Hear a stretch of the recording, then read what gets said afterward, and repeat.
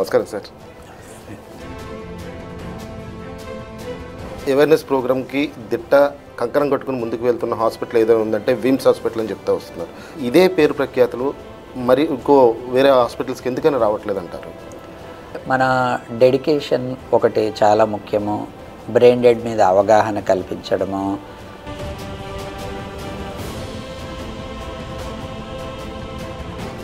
గిరిజన ప్రాంతాలు అదేవిధంగా నిరక్షరాస్యత ఎక్కువగా ఉన్న ప్రాంతాల్లో కూడా దీన్ని ఎక్కువగా అవగాహన పరిస్థితి బాగుంటుంది అనుకుంటున్నాం. ప్రభుత్వానికి మీరు ఎటువంటి ఎప్పుడైనా సూచనలు కానీ దాదాపుగా మనము అంటే అవగాహన సదస్సులు అనేటివి ప్రతి చోట పెడతాము, ప్రతి ఒక్క ప్లేస్ లోపల పెడతాము మనము.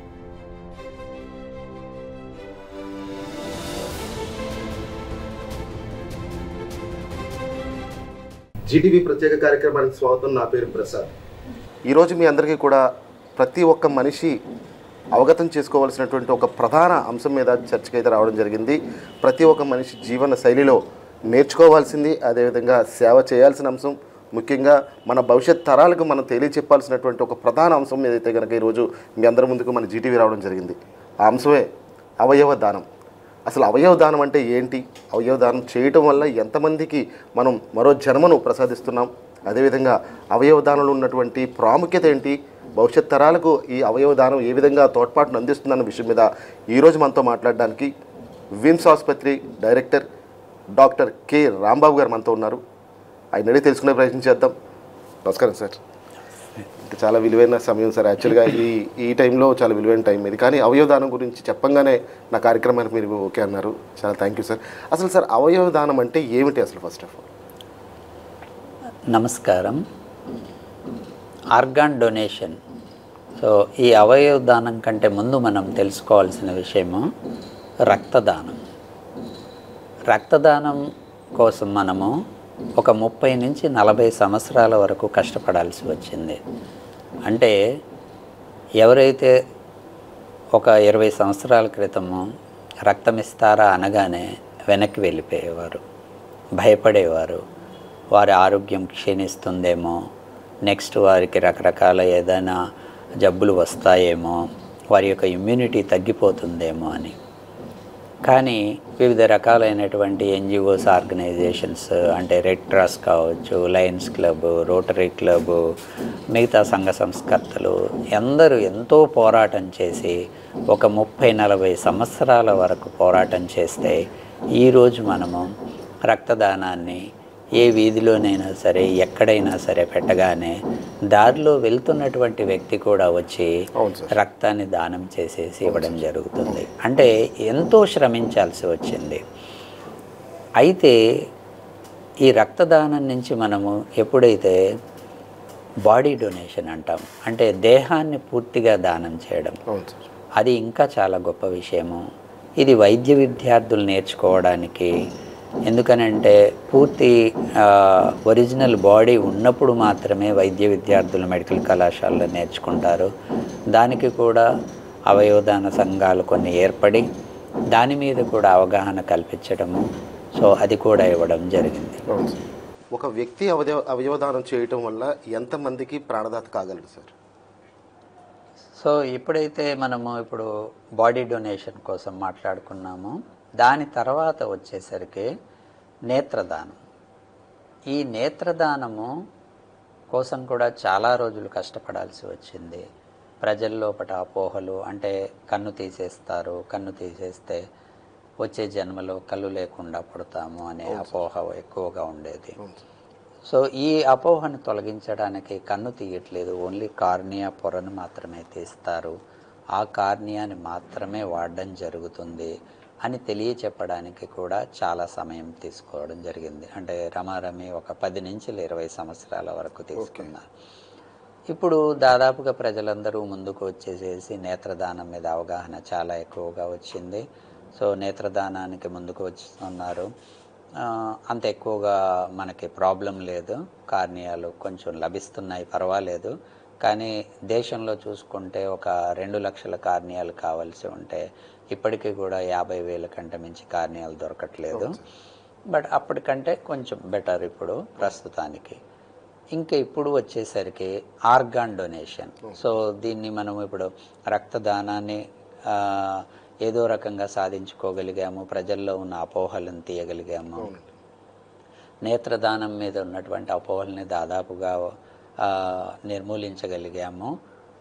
అనుకున్నంతగా చేయలేకపోయినా బట్ 90% వరకు కూడా నేత్రదానం మనము చేయగలిగాము. ఇంక ఇప్పుడు వచ్చేసరికి ఆర్గాన్ డొనేషన్. ఆర్గాన్ డొనేషన్ అనేది ఒక జీవన్దాన్ అంటే ఎప్పుడైతే గవర్నమెంట్ యొక్క యాక్ట్ ప్రకారంగా, నేషనల్ యాక్ట్ అంటారు దీన్ని, సెంట్రల్ యాక్ట్ కేంద్ర ప్రభుత్వము 94 లోపట ఈ యాక్ట్ ఇవ్వడం జరిగింది, అవయవదాన చట్టము. సో ఆర్గాన్ ట్రాన్స్ప్లాంటేషన్ యాక్ట్ అంటామన్నమాట. 94లో వచ్చినటువంటి యాక్ట్ని మనము ఉమ్మడి ఆంధ్రప్రదేశ్లో 1995లో మనము ఈ యాక్ట్ని మనం అడాప్ట్ చేసుకోవడం జరిగింది. దీని ప్రకారంగా మనము వారి గైడ్ లైన్స్ ప్రకారంగా మనము అవయవదానాన్ని ముందుకు తీసుకెళ్లడం జరుగుతుంది. దీంట్లో ముఖ్యంగా ప్రజలు గమనించాల్సింది ఏంటనంటే, ఇది ఒక మెరిట్ లిస్ట్ ప్రకారంగా అత్యంత చట్టబద్ధంగా ప్రణాళికాబద్ధంగా జరుగుతుందని తెలుసుకోవాల్సిందిగా కోరుతున్నాను. మరియు ముఖ్యంగా లీగల్లీ హైర్డ్ పర్సన్స్ అంటే ఎవరైతే మనకి అమ్మ అంటే తల్లిదండ్రులు ఉన్నారనుకోండి, లేదా భార్య, భర్త, పిల్లలు, సో గ్రాండ్ పేరెంట్స్, సో వీళ్ళని ఒక సభ్యులుగా తీసుకోవడం జరుగుతుంది. వీరి లోపల ఎవరో ఒకరు చనిపోయినప్పుడు, భార్య చనిపోతే భర్త సంతకం తీసుకోవాల్సి ఉంటుంది. మ్యారేజ్ కాకుండా ఉంటే ఇద్దరు తల్లిదండ్రుల సంతకాలు తీసుకోవాల్సి ఉంటుంది. వీరెవరూ లేకపోతే గ్రాండ్ పేరెంట్స్, సో వీరి సంతకాలు మాత్రమే చెల్లుబాటు అవుతాయి. సో వేరే ఇతర వాళ్ళ సంతకాలు అంతగా చెల్లుబాటు లేదు. ఇక్కడ యాక్ట్ ప్రకారంగా లీగల్లీ హైర్డ్ పర్సన్స్ మాత్రమే సంతకాలు చెల్లుతాయి. అంటే వారి తమ్ముడు ఉండవచ్చు, సిబ్లింగ్స్ ఉండవచ్చు, అన్న తమ్ములు, అక్క బావ, సో వీళ్ళందరూ ఉండవచ్చు. కానీ వీరిచ్చినటువంటి సంతకాలు చెల్లవు. సో కాబట్టి అత్యంత పకడ్బందీగా ఉన్నటువంటి యాక్ట్ ప్రకారంగా మనము ఎప్పుడైతే బ్రెయిన్ డెడ్ జరుగుతుందో అప్పుడు డాక్టర్స్ తెలియచేయడం జరుగుతుంది. ప్రజలందరూ కూడా ముఖ్యమైనటువంటి అంశము ఆర్గాన్ ట్రాన్స్ప్లాంటేషన్ లోపల బ్రెయిన్ డెడ్ అంటే ఏంటి తెలుసుకోవడము, మన కన్సెంట్ ఇవ్వడము, ఈ రెండు చాలా ముఖ్యమైనటువంటి విషయాలు. బ్రెయిన్ డెడ్ అనగా బ్రెయిన్ మాత్రమే ఆగిపోవడం జరిగి మిగతా అంటే పల్స్, బీపీ, హార్ట్ కొంత సమయం వరకు కొట్టుకుంటూ ఉంటాయి. ఈ సమయంలోనే ఆర్గాన్స్కి బ్లడ్ సప్లై, పర్ఫ్యూజన్ జరుగుతూ ఉంటుంది. ఇవి రేర్ కండిషన్స్లో జరుగుతాయి. అనగా ఒక యాక్సిడెంట్ జరిగింది అనుకోండి, ఓన్లీ హెడ్ ఇంజరీ అయింది, సో పేషెంట్ని స్పాట్గా చనిపోయాడు అనుకుంటే అతని అవయవాలు ఎటువంటివి కూడా పనిచేయవు. ఒక 6 గంటల లోపల తీసుకువస్తే మనకి ఏమైనా కార్నియా కొంచెం పనిచేసే అవకాశం ఉంటుంది తప్ప దాదాపుగా మిగతా ఏ అవయవాలు పనిచేయడానికి, ట్రాన్స్ప్లాంట్ చేయడానికి కుదరదు. అదే కొన ఊపిరితో తనని తీసుకొని వచ్చి అది కూడా ఆర్గాన్ ట్రాన్స్ప్లాంటేషన్ చేసే ఆసుపత్రి లోపల తనని అడ్మిట్ చేయడం జరిగితే డాక్టర్ గారు గమనించి దానికి ఒక పద్ధతి ఉంటుందన్నమాట. ఒక యాప్నియా టెస్ట్ అని, ఐ రిఫ్లెక్సెస్ అని ఇలాంటివి కొన్ని ఉంటాయి. వాటిని టెస్ట్ చేసి వైద్యులు ధృవీకరించి ఇది బ్రెయిన్ డెడ్గా గమనిస్తున్నాము అని తెలియపరిచినప్పుడు మీ ఎవరైతే బంధువులు ఉంటారో వారు చాలా ట్రామాలో ఉంటారు. అంటే తన దగ్గర వ్యక్తి చనిపోతున్న దశలో ఉన్నప్పుడు అజిటేటివ్ స్టేట్లో ఉంటారు. వారిని కన్విన్స్ చేయాల్సి ఉంటుంది. బ్రెయిన్ డెడ్ అంటే ఏంటి, ఆ పల్స్ ఉంది కదా, ఇంకా మీరు ప్రయత్నం చేయొచ్చు కదా అని కొంచెం కటువుగా మాట్లాడడము, ఎదురు తిరగడము, సో ఇలాంటివి కూడా జరుగుతూ ఉంటాయి. వాటికి స్పెషల్గా ఆర్గాన్ ట్రాన్స్ప్లాంట్ కోఆర్డినేటర్స్ని మనము ట్రైనింగ్ ఇవ్వడం జరుగుతుంది. వారి బాధను అర్థం చేసుకుంటూ ఇటువంటి సిచ్యువేషన్ వచ్చింది, అనుకోకుండా జరిగింది, మీరు దీనికి ముందుకు వస్తే ఒక 8 మంది జీవితాల్లో దగ్గరగా మీరు వెలుగులు నింపగలుగుతారు. అనగా 2 కిడ్నీలు, తర్వాత 2 ఊపిరితిత్తులు, ఒక కాలేయము, ఒక హార్ట్, 2 కార్నియాలు, అనగా అతి కనిష్టంగా మనము 8 మంది జీవితాల్లో వెలుగులు నింపగలము. సో అంతేకాకుండా మనము టెండాన్స్ కావచ్చు, నర్వ్స్ కావచ్చు, ప్యాంక్రియాస్ కావచ్చు, ఇంటెస్టైన్ కావచ్చు, తర్వాత స్కిన్ కూడా తీసుకోవడానికి అవకాశం ఉంది. ఎందుకనంటే బర్న్స్ లోపల చాలా మంది బర్న్స్ లో ఉంటారు. సో ఈ బర్న్స్ లోపల వెళ్ళిన వాళ్ళు హెవీ బర్న్స్ అయినప్పుడు వారికి కాంట్రాక్చర్స్ ఇవన్నీ రావడం వల్ల స్కిన్ కూడా చాలా అవసరం అవుతుంది. ఒక ఆంధ్రప్రదేశ్లోనే అతి తక్కువగా 20,000 నుంచి 24,000 వరకు యాక్సిడెంట్స్ జరిగే అవకాశాలు ఉన్నాయి పూర్వ గణాంకాల ప్రకారంగా. వీరిలో దాదాపుగా 8,000 నుంచి 9,000 వరకు మరణాలు సంభవించే అవకాశాలు ఎక్కువగా ఉన్నాయి. వీరిలో మనకి దగ్గరగా ఒక 3-4 వరకు కూడా బ్రెయిన్ డెడ్గా వచ్చే అవకాశాలు ఉన్నాయి. వీరిలో నుంచి మనకి కనీసం ఒక 5% సరే ప్రజల అంగీకారం తెలియచేస్తే మనము చాలా ఎక్కువగా ఆర్గాన్ ట్రాన్స్ప్లాంటేషన్స్ చేసుకోగలము.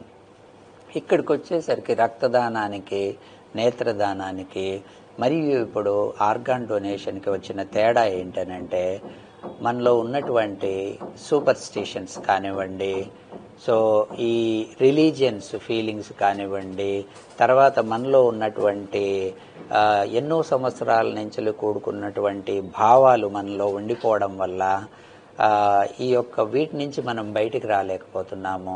కొందరు ఊర్లోకి రానివ్వమని చెప్పడం కావచ్చు, లేదా ఇంకా మూఢాచారాలు, మతాచారాలతో ఉండడం వల్ల సో వీటి నుంచి మనం బయటికి రాలేక ఈ బ్రెయిన్ డెడ్ కి యాక్సెప్టెన్స్ చాలా తక్కువగా జరుగుతుంది. ఈవెన్ ఎడ్యుకేటర్స్ అయినా సరే కానీ, ఎంత చెప్పినా సరే కానీ వినని పరిస్థితులు మనకి జరుగుతున్నాయి. నెక్స్ట్ వచ్చేసరికి కన్సెంట్ తీసుకోవడం. ఇప్పుడు మనం ప్లెడ్జ్ చేస్తాము, ప్రతిజ్ఞ చేస్తాము, నేను అవయవాలు ఇస్తానని. అది కేవలం అవగాహన కోసం మాత్రమే తీసుకునేటటువంటిది తప్ప మనకి ఏ రకంగా కూడా ఉపయోగపడదు. ఇప్పుడు నేను ప్లెడ్జ్ ఇచ్చినంత మాత్రాన అది కన్సెంట్ కిందకి రాదు. మన లీగల్లీ హైర్డ్ పర్సన్స్ ఎవరైతే ఉంటారో వారు ఇచ్చినటువంటి కన్సెంట్ మాత్రమే చెల్లుతుంది తప్ప మనము ముందు ప్లెడ్జ్ ఇచ్చినంత మాత్రాన చెల్లదు. మరి అప్పుడు ప్లెడ్జ్ ఎందుకు చేయాలి అనే ప్రశ్న రావచ్చు.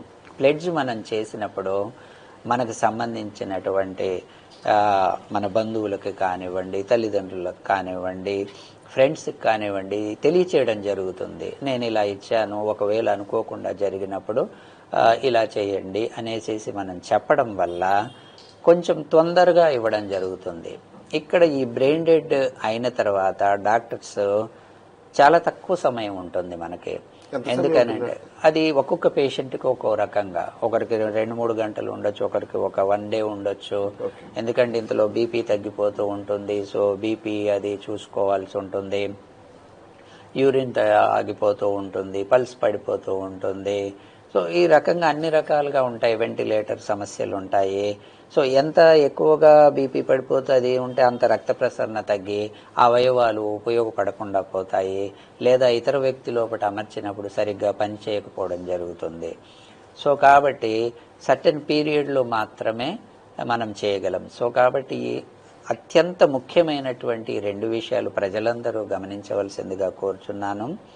అనుకోని సంఘటన జరిగి వైద్యులు ధృవీకరించి బ్రెయిన్ డెడ్ అయినది అని తెలియచేసినప్పుడు మాత్రము మీరు అవయవాలు ఇవ్వడానికి ముందుకు వస్తే ఎంతోమంది ప్రాణాలు మనం కాపాడగలుగుతాము. ఇది కాకుండా ఇంకా ముఖ్యమైన విషయము, కొన్ని ఆర్గాన్స్ మనం ట్రాన్స్ఫర్ చేయాల్సి ఉంటుంది, వేర్వేరు ప్లేస్లకి పంపించాల్సి ఉంటుంది. అనగా వాటికి ఒక సమయం ఉంటుంది. హార్ట్, లంగ్స్ని మనము 4 hours లోపల ట్రాన్స్ప్లాంట్ చేయాల్సి ఉంటుంది. అంటే ఒక వ్యక్తి నుంచి తీసినటువంటి హార్ట్, లంగ్ని వేరే వ్యక్తిలో అమర్చే సమయం మనకి 4 గంటల లోపలనే చేయాల్సి ఉంటుంది. అదే లివర్ అనుకుంటే 6 నుంచి 8 గంటల లోపల ట్రాన్స్ప్లాంట్ చేయాల్సి ఉంటుంది. కిడ్నీస్ అయితే దగ్గరగా 12 నుంచి 24 గంటల లోపల మనము ట్రాన్స్ప్లాంట్ చేయాల్సి ఉంటుంది. సో దీనికి కూడా మనము ఈ ట్రాన్స్ప్లాంట్ చేసే సమయము తీసుకోవడము, వేరే ప్లేస్ నుంచి వచ్చినప్పుడు రాష్ట్ర ప్రభుత్వం మనకి ఎన్నో రకాలుగా సహాయపడుతుంది.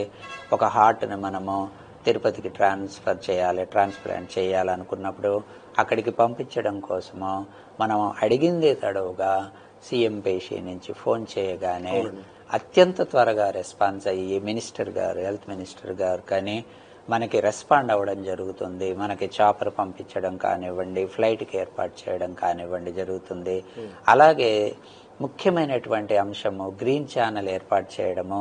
ఇక్కడ ఉన్నటువంటి పోలీసు వారు కానీ, రెవెన్యూ సిబ్బంది కానీ మనకి అన్ని రకాలుగా తోడ్పాటు అందిస్తూ ఒక 2 గంటల లోపల చేరాల్సినటువంటి గమ్యాన్ని 40 నిమిషాల లోపల పూర్తి చేసే విధంగా వారు కూడా ఎంతో రకంగా ఉపయోగపడుతూ ఉంటారు మనకి. అంటే ఒక వ్యక్తి ప్రాణం కాపాడడానికి ఒక ఆర్గాన్ని మనం ట్రాన్స్ప్లాంట్ చేయడం కోసము ముందు ఒక యాక్ట్ ప్రకారంగా మనము ఒక బ్రెయిన్ డెడ్ డిక్లరేషన్ చేయడం కానివ్వండి, తర్వాత కన్సెంట్ తీసుకోవడం కానివ్వండి, ఆ తర్వాత మెరిట్ లిస్ట్ ప్రకారంగా వారి యొక్క వ్యక్తిని తెలియపరచడం కానివ్వండి, వారి యొక్క ఫిట్నెస్ ఎంత ఉందో చూసుకోవడము, ఈ ఆర్గాన్ అతనికి ఎంతగా ఉపయోగపడుతుంది అన్నది తెలుసుకోవడము, దాని తర్వాత నిష్ణాతులైనటువంటి వైద్యుల పర్యవేక్షణలో సర్జరీ చేయడము, ఈ సర్జరీ తర్వాత మరియు గ్రీన్ ఛానల్ ద్వారా ట్రాన్స్ప్లాంటేషన్ చేసే ప్లేస్కి ట్రాన్స్ఫర్ చేయడము. ఒక్కసారి ఆలోచించండి మీరు అందరూ, ఒక వ్యక్తిని కాపాడడం కోసము దగ్గరగా ఒక 2 రోజులు అంటే 24 గంటల నుంచి 48 గంటల వరకు మేము పోరాడుతూ ఉంటాము.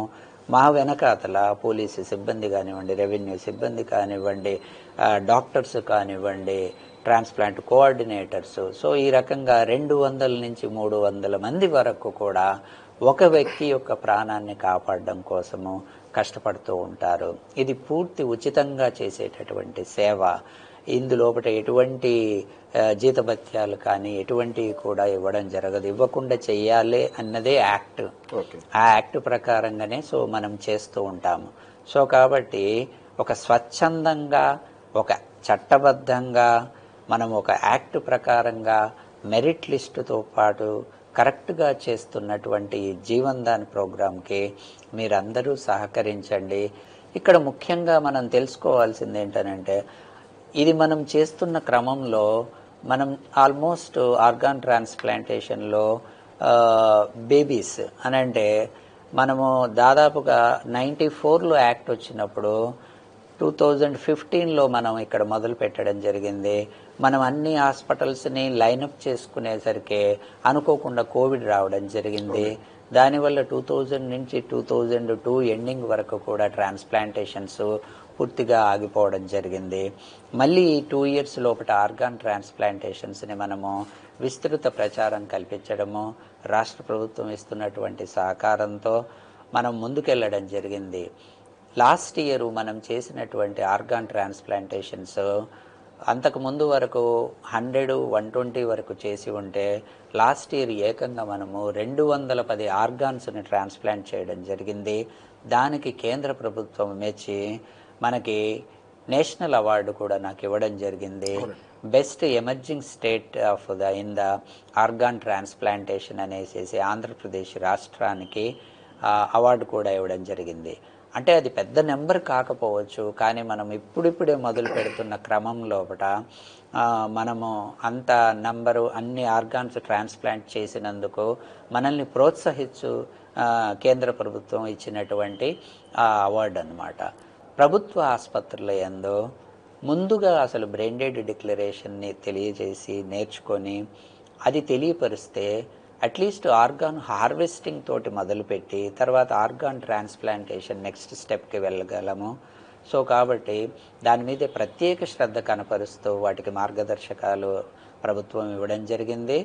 గవర్నమెంట్ ఆసుపత్రుల యందు మీరు ఒక పెద్ద హోర్డింగ్ ఏర్పాటు చేయాల్సి ఉంటుంది. ఎక్కడైతే ఓపీ కానీ ఐపీ కానీ ప్రజలు ఎక్కువగా వచ్చేటటువంటి ప్లేస్ యందు హోర్డింగ్ ఏర్పాటు చేసి అవయవదానం మీద అవగాహన కల్పించే స్లోగన్స్తో ఒక వ్యక్తి అవయవదానం చేస్తే 8 మంది వరకు ప్రాణాలు రక్షించగలము అనే అట్లాంటి స్లోగన్స్తో మీరు ఒక హోర్డింగ్ ఏర్పాటు చేసి, మరియు ఆరోగ్యశ్రీకి ఎలాగైతే హెల్ప్ డెస్క్ ఉందో అలాగే అవయవ దానం మీద కూడా ఒక హెల్ప్ డెస్క్ని ఏర్పాటు చేయాలనేసి తెలియపరచడం జరిగింది. దానిలో ఉన్నటువంటి కోఆర్డినేటరు పాంప్లెంట్స్ అవన్నీ పట్టుకొని ఉండి వచ్చిన వారికి తెలియపరుస్తూ ఉంటే ఇది ఒక నిరంతర ప్రక్రియ. ఒక మ్యాసివ్ ఎవల్యూషన్లోకి మనం వెళ్ళాలి అని అంటే మనలో ఉన్నటువంటి మూఢనమ్మకాలని, తర్వాత ఉన్నటువంటి సూపర్ స్టిషన్స్ కానివ్వండి, తర్వాత మతాచారాలు కానివ్వండి, వీటన్నిటి నుంచి బయటికి రావడం అనుకున్నంత ఈజీ కాదు. సో ఒక కష్టతరమైనటువంటి దీని నుంచి మనం బయటపడడానికి చాలా అవేర్నెస్ ప్రోగ్రామ్స్ చేస్తున్నాము. గౌరవ రాష్ట్ర ముఖ్యమంత్రి వర్యులు నారా చంద్రబాబు నాయుడు గారు కూడా స్పందిస్తూ ఒక 10 సంవత్సరాల అబ్బాయి ఆర్గాన్ డొనేషన్ చేయడానికి వాళ్ళ తల్లిదండ్రులు ముందుకు వస్తే వారు ట్వీట్ చేయడము, ఇన్స్టాగ్రామ్లో ఒకటి పెట్టడము చాలా చాలా గర్వించదగ్గ విషయము. ఒక రాష్ట్ర ముఖ్యమంత్రి వర్యులు స్పందిస్తూ ప్రజల్లో చైతన్యం కల్పించడానికి ముందుకు రావడం జరిగింది. అలాగే లివర్ ట్రాన్స్ప్లాంటేషన్ కూడా విమ్స్లో జరిగినప్పుడు ఆరోగ్య శాఖ మంత్రి వర్యులు స్పందిస్తూ విమ్స్ యొక్క సిబ్బందిని అభినందిస్తూ ట్వీట్ చేయడం జరిగింది.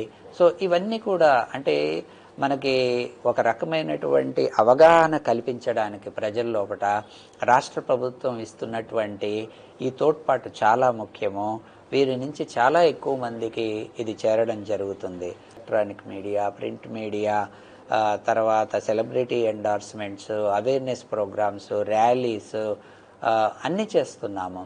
కానీ మనలో ఉన్నటువంటి మూఢనమ్మకం కావచ్చు, అవేర్నెస్ తక్కువగా ఉండడం కావచ్చు, బ్రెయిన్ డెడ్ అంటే తెలియకపోవడము, తర్వాత ల్యాక్ ఆఫ్ ఎడ్యుకేషన్ ఉండడము, మతాచారాలు. సో వీటన్నిటి నుంచి మనం బయటపడినప్పుడే ఈ ఆర్గాన్ ట్రాన్స్ప్లాంటేషన్ని మనం ముందుకు తీసుకెళ్ళగలుగుతాము. అలాగే ఎలాగైతే మనం ఇప్పుడు రక్తదానాన్ని, నేత్రదానాన్ని ఎలాగైతే ముందుకు తీసుకొచ్చామో అలాగే మనము ఇంకా కొంచెం కష్టపడితే, ఇంకా కొంచెం అవేర్నెస్ తీసుకురాగలిగితే, మరీ ముఖ్యంగా ప్రభుత్వ ఆసుపత్రుల యందు లేదా మిగతా ప్రైవేట్ హాస్పిటల్ల యందు ఇప్పుడు నేను చెప్పినట్టుగా హోర్డింగ్స్ పెట్టడము, హెల్ప్ డెస్క్స్ పెట్టడము, ప్రజల్లోకి అవగాహన తీసుకురావడం చేస్తే మనం ఇంకా ఆర్గాన్ ట్రాన్స్ప్లాంటేషన్ని ఇంకా ముందుకు తీసుకెళ్తామనేసి తెలియజేస్తున్నాను. ఇప్పుడు డాక్టర్ గారు, ఇప్పుడు నేత్రదానం అంటే ఒక శిబిరం పెట్టిన తర్వాత అక్కడికి వెళ్ళి మనం రిసిప్ట్ మీద రాసి మనం చనిపోయిన తర్వాత కార్డియా తీసుకునే అవకాశం ఉంది. ఇది ఏ విధంగా చేయాలి? చనిపోయిన తర్వాత మీరు చెప్పినట్టు రోడ్డు ప్రమాదంలో చనిపోయిన తర్వాత, అంటే రోడ్డు ప్రమాదం జరిగినప్పుడైనా, లేదంటే స్ట్రోక్స్ వచ్చినప్పుడు కానీ, లేదంటే ముందుగా తెలియజేసే హాస్పిటల్స్ మన ఆంధ్ర రాష్ట్ర వ్యాప్తంగా ఎన్ని ఉన్నాయి? ముఖ్యంగా ఉత్తరాంధ్ర జిల్లాల్లో ఎన్ని ఉన్నాయి? మనకి రమారమి 8 ప్రభుత్వ ఆసుపత్రుల యందు, 60 ప్రైవేటు ఆసుపత్రుల యందు ఆర్గాన్ ట్రాన్స్ప్లాంటేషన్ కోసం చేయడానికి పర్మిషన్ ఇవ్వడం జరిగింది. వీటిలలో జరుగుతున్నాయి, కానీ ఇంకా ఎక్కువగా జరగాల్సిన ఒక అవసరం ఉంది. ఎందుకనంటే ప్రతి ఒక్క అవయవాన్ని ఆర్గాన్ ట్రాన్స్ప్లాంటేషన్ చేసేందుకు నిష్ణాతులైనటువంటి సర్జన్స్ అవసరం ఉంటుంది. ఆ సమయంలో వాళ్ళ అవైలబిలిటీ కూడా చాలా ముఖ్యము. సో అది లేకపోవడం వల్ల కూడా చాలా ఆర్గాన్స్ని మనం కోల్పోవడం జరుగుతుంది. సో అది ఒక పార్ట్ అవుతుంది.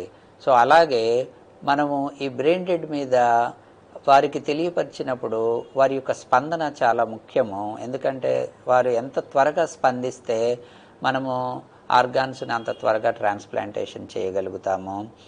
ఎంతవరకు మనము బ్రెయిన్ డెడ్ అనగా ఏమి, బ్రెయిన్ డెడ్ డిక్లరేషన్ అంటే ఏంటి, తర్వాత దాని యొక్క చట్టబద్ధత ఎలా ఉంది, ఇది ప్రజల్లోకి తీసుకెళ్లాల్సి ఉంటుంది. దీనికి ఒక టెస్ట్ చేస్తాం. అంటే వెంటిలేటర్ ఉంచినప్పుడు ఎంత CO2 ఉంది, కార్బన్ డైఆక్సైడ్, వెంటిలేటర్ తీసిన తర్వాత కార్బన్ డైఆక్సైడ్ ఎంత పెరిగింది, పీపుల్ రిఫ్లెక్సెస్ ఎలా ఉన్నాయి, అంటే అన్నీ ఒక శాస్త్రీయబద్ధంగా డిక్లేర్ చేసి ఇది బ్రెయిన్ డెడ్ అయింది అనేసి డాక్టర్స్ ఒక గ్రూప్ ఉంటుంది.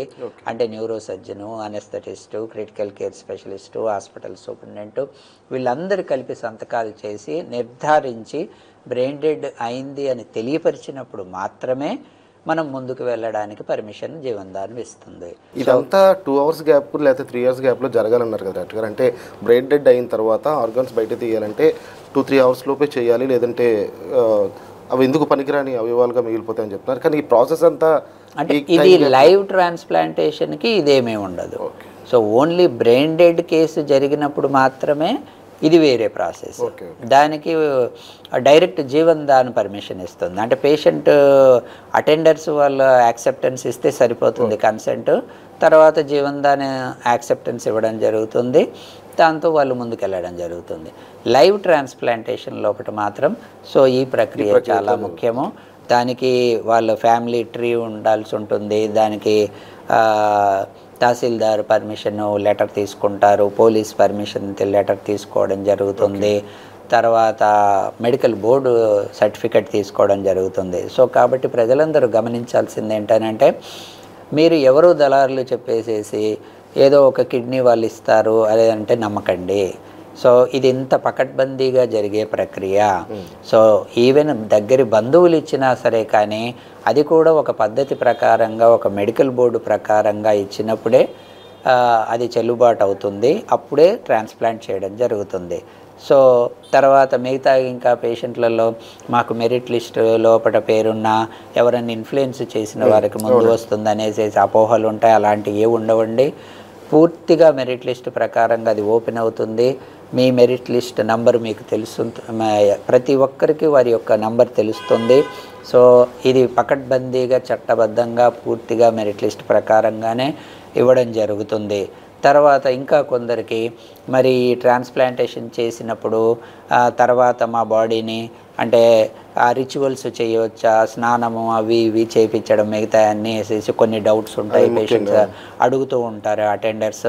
సో ఎటువంటి దానికి ప్రాబ్లం లేదండి, రిచువల్స్కి అన్నీ కూడా కరెక్ట్గా చేసుకోవచ్చు.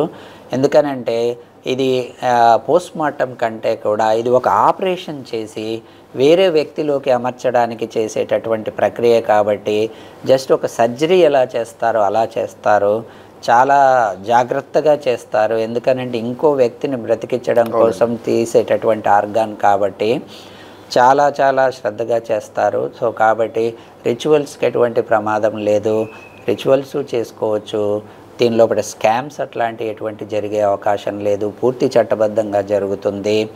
తర్వాత మెరిట్ లిస్ట్ ప్రకారంగానే జరుగుతుంది. సో కాబట్టి మనము ముఖ్యమైనటువంటిది మనకున్నటువంటి మూఢనమ్మకాల నుంచి తర్వాత మతాచారాల నుంచి బయటికి వచ్చి మనము అనుకోని సంఘటన జరిగినప్పుడు ఆర్గాన్ ట్రాన్స్ప్లాంటేషన్కి ముందుకు వస్తే చాలామంది ప్రజలను బ్రతికించగలుగుతాం. ఇప్పుడు ఈ తెలుగు రాష్ట్రాలు అంటే తెలంగాణ, ఆంధ్ర తెలంగాణనే కాకుండా చుట్టుపక్కల ఉన్న రాష్ట్రాల్లో కూడా ఈ అవేర్నెస్ ప్రోగ్రామ్కి కంకణం కట్టుకుని ముందుకు వెళ్తున్న హాస్పిటల్ ఏదైనా ఉందంటే విమ్స్ హాస్పిటల్ అని చెప్తూ వస్తున్నారు. వివిధ పత్రికల్లో కూడా చదువుతూ వస్తున్నాము, అదేవిధంగా మాధ్యమాల్లో కూడా చూస్తూ వస్తున్నట్టు. ఇదే పేరు ప్రఖ్యాతులు మరి ఇంకో వేరే హాస్పిటల్స్కి ఎందుకని రావట్లేదు అంటారు? ముఖ్యంగా ఏంటనంటే మన డెడికేషన్ ఒకటి చాలా ముఖ్యము. బ్రెయిన్ డెడ్ మీద అవగాహన కల్పించడము, తర్వాత మన యొక్క పరిసరాలు అని అంటే ఆసుపత్రి యొక్క పరిసరాలు, తర్వాత హాస్పిటల్లో ఉన్నటువంటి ఆపరేషన్ థియేటర్స్, వీటినన్నిటినీ చాలా ఎసెప్టిక్ కండిషన్స్లో ఉంచుకోవడము. సో ఇవన్నీ కూడా ముఖ్యము. ముఖ్యమైనటువంటిది గవర్నమెంట్ హాస్పిటల్ లోపల ఎక్కువగా రష్ ఉండడము, రమారం 1500 నుంచి 2000 వరకు ఓపీ ఉండడము, రకరకాలు సంబంధించినటువంటి వ్యాధుల్ని మనము ట్రీట్ చేయడం జరుగుతుంది. దాని వలన దీని మీద కాన్సన్ట్రేషన్ కొంచెం తక్కువగా ఉండడం జరుగుతుంది. అందుకే ప్రభుత్వం కూడా ఆదేశాలు ఇవ్వడం జరిగింది. ప్రభుత్వ ఆసుపత్రుల యందు కూడా ముఖ్యంగా ఈ ఆర్గాన్ ట్రాన్స్ప్లాంటేషన్ని మనం ఇంప్రూవ్ చేయాలి అనేసి చెప్పడం జరిగింది.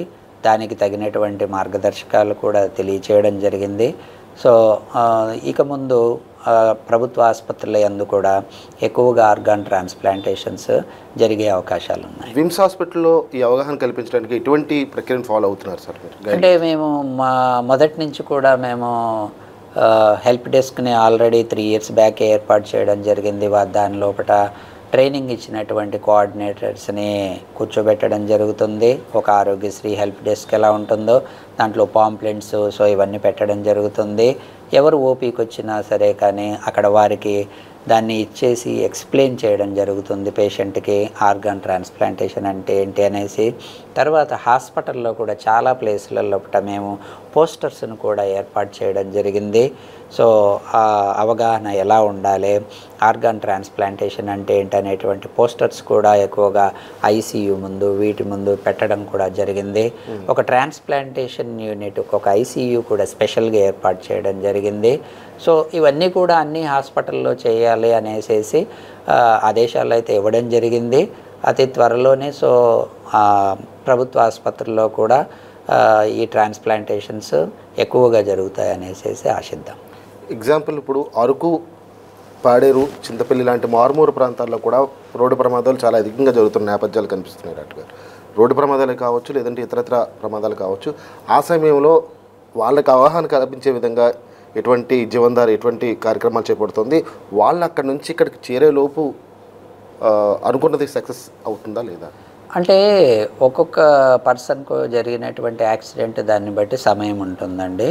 వారు హాస్పిటల్కి రీచ్ అయిన తర్వాత, వైద్యులు చూసిన తర్వాత అప్పుడు మాత్రమే బ్రెయిన్ డెడ్ డిక్లరేషన్ చేయడం జరుగుతుంది. సో కాబట్టి మనకి మన హాస్పిటల్కి రీచ్ అయిన తర్వాత మాత్రమే మనము ఆ బ్రెయిన్ డెడ్కి సంబంధించిన దాని మీద డిక్లరేషన్ అవుతుంది తప్ప, అంతకంటే ముందు ఎంత డిస్టెన్స్లో జరిగింది, ఎప్పుడు వస్తారు, దానికి సమయం మనం కేటాయించము. ఎందుకనంటే పేషెంట్ని ఎలా బ్రతికించాలన్నదే ముందు మన ఫస్ట్ ప్రయత్నము.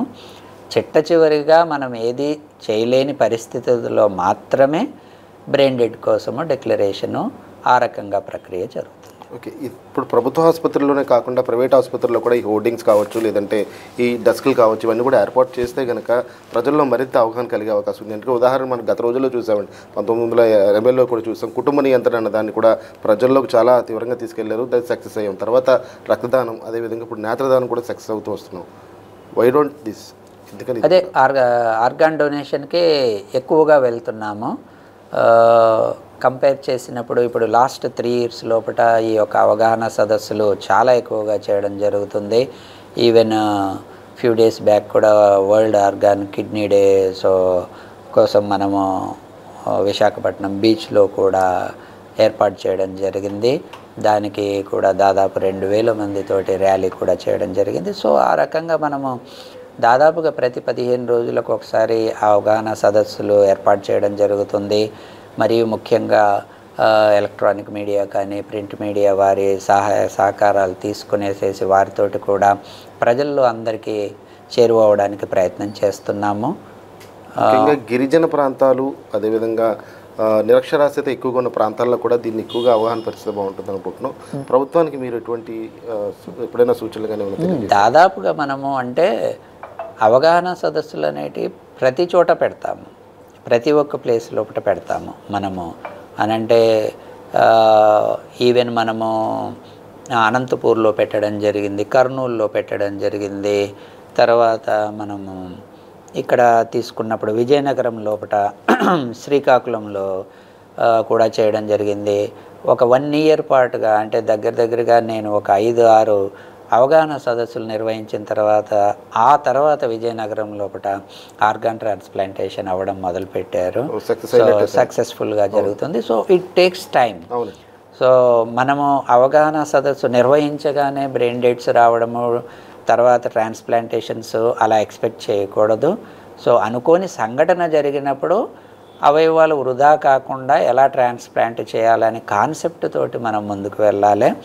అంతే తప్ప కానీ ఈరోజు అవగాహన సదస్సు నిర్వహించాము, రేపు ఎవరికో యాక్సిడెంట్ అయిపోవాలి, రాకూడదు అలా అనేసి ఆలోచించకూడదు మనము. సో అవగాహన చేస్తూ ఉంటూ వెళ్తాము.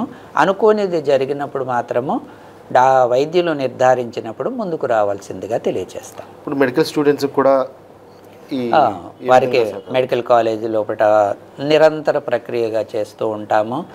ఈవెన్ మనము గవర్నింగ్ బాడీ మీటింగ్లో కూడా మనం జీవన్దాన్ దాంట్లో కూడా పెట్టడం జరిగింది. అసలు విద్యార్థులకు ఒక పాఠ్యాంశంగా ఒక 1 page కానీ 2 pages కానీ, ఇది 9th 10th class ఆ రేంజ్ లోపల ఉన్న వాళ్ళకి ఎలాంటిగా పెడితే ఎలా బాగుంటుంది అనేసి అది కూడా ఒక ప్రభుత్వానికి సూచన చేయడం జరిగింది. దానికి సెక్రటరీ గారు స్పందించారు. సో దానికి ప్రిపరేషన్ చేస్తున్నాము. దాన్ని పంపించి రాష్ట్ర ప్రభుత్వానికి త్వరలోనే పంపిస్తాము. వారు దాన్ని ముందుకు తీసుకెళ్తే ఇంకా బాగుంటుందనేసి అనుకుంటున్నాను. చివరగా డాక్టర్ గారు, మా జీటీవీ ప్రేక్షకులకి ఈ అవయవ దానం మీద మీరు ఇచ్చే సలహా సూచనలు. అవయవ దానం అనేది 2 రకాలుగా ఉంటుందనండి. లైవ్, తర్వాత కెడావర్ అంటే బ్రెయిన్ డెడ్ తోటి రక్త సంబంధికుల ద్వారా ఇచ్చేది, తర్వాత బ్రెయిన్ డెడ్ అయినప్పుడు జీవనదానం ద్వారా ఇచ్చేది. సో కాబట్టి మరియు ముఖ్యమైనటువంటిది సూపర్ స్టిషన్స్ కానివ్వండి, మూఢనమ్మకాలు, మతాచారాలు, వీటి నుంచి మనం బయటకు రావాల్సి ఉంటుంది. ఎవరు దళారులు చెప్పినటువంటి మాటలు నమ్మకూడదండి. మీరు ఎప్పుడైనా టీవీలో ఇవేవైనా చూసినప్పుడు స్కామ్లు ఇలాంటివి జరిగాయి అని అంటే మీరు తొందరపడేసేసి మన పేషెంట్ ఆరోగ్యం బాగాలేదు కాబట్టి ఏదో రకంగా ట్రాన్స్ప్లాంట్ చేసుకోవాలనే ఆతృతతోటి మీరు తొందరపడడం వల్ల జరుగుతున్నటువంటిది తప్ప ఇది పూర్తి చట్టబద్ధంగా జరుగుతుంది. ఇప్పుడే తెలియపరిచాను ఎంత క్లియర్ కట్గా మీకు. సో రక్త సంబంధికులు ఇచ్చినప్పుడు కూడా మేము ఎంత పకడ్బందీగా ఒక మెడికల్ బోర్డు ద్వారా సర్టిఫికేట్ ఇస్తేనే చేస్తారు తప్ప ఊరికే చేయరు. తర్వాత అలాగే బ్రెయిన్ డెడ్ డిక్లరేషను ఇదంతా మెరిట్ లిస్టు దీని ప్రకారం జరుగుతుంది. మీరు ఎవరో చెప్పిన మాటలు విని వారికి డబ్బులు ఇచ్చేసి ఎక్కడో చిన్న హాస్పిటల్ లోపల ట్రాన్స్ప్లాంటేషన్ జరిగితే మీ ప్రాణాలకి ప్రమాదం వస్తుందండి. సో ముఖ్యంగా మేము చేస్తున్నటువంటి అవేర్నెస్ ప్రోగ్రామ్స్ కానివ్వండి, తర్వాత పాంప్లెంట్స్ ద్వారా ప్రోగ్రామ్స్ చేస్తున్నాము, సెలబ్రిటీస్ని ఇన్వాల్వ్ చేస్తున్నాము. ఈ రకంగా ముందుకు వెళ్ళడానికి చాలా ప్రయత్నం చేస్తున్నాము. వీటన్నిటికీ కూడా మాకు రాష్ట్ర ప్రభుత్వం ఇస్తున్నటువంటి తోడ్పాటుకి మా కృతజ్ఞతలు తెలియజేస్తున్నాం. థ్యాంక్ యూ డాక్టర్ గారు. నిజంగా చాలా వాల్యుబుల్ టైం. ఈ టైంలో కూడా మీరు మాకు ఇంటర్వ్యూ ఇచ్చారు. తర్వాత మీరు అనుకున్నది తప్పకుండా సాధిస్తారని కూడా మా జీటీవీ నుంచి కోరుకుంటున్నాం. ఎందుకంటే అవయవదానం అనేటువంటిది 8 మంది ప్రాణాలను మళ్ళీ పునర్జన్మనిస్తుంది. ఇటువంటి బృహత్తర కార్యక్రమాన్ని మీరు కంకణం కట్టుకున్నారు. ఉత్తరాంధ్ర జిల్లాలే కాకుండా యావత్ ఆంధ్ర, తెలంగాణ రాష్ట్రాల్లో కూడా దీన్ని విజయవంతంగా ముందుకు తీసుకెళ్లి ప్రజల్లో మరింత అవేర్నెస్ తీసుకురావాలని కూడా కోరుకుంటున్నాను డాక్టర్. చాలా థ్యాంక్స్ అండి. ఇది చూసాం కదా, అవయవదానం అంటే మూఢనమ్మకాలు, మతాచారాలన్నీ కూడా పక్కన పెట్టి 8 మందికి ప్రాణదానం చేయాలంటే కనుక అవయవదానం తప్పకుండా చేయండి. అంటే ప్రతి ఒక్క డాక్టర్ వైద్య నారాయణ హరి అంటారు.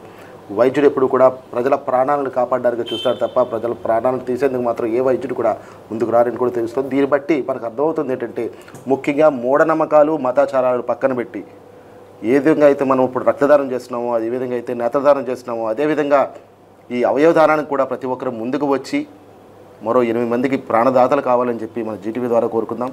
విమ్స్ హాస్పిటల్ నుంచి ఇదే సమాచారాన్ని మీ అందరూ కూడా అందించే ప్రయత్నం చేస్తాం. ఇది జీటీవీ ప్రత్యేక కార్యక్రమం. నమస్కారం.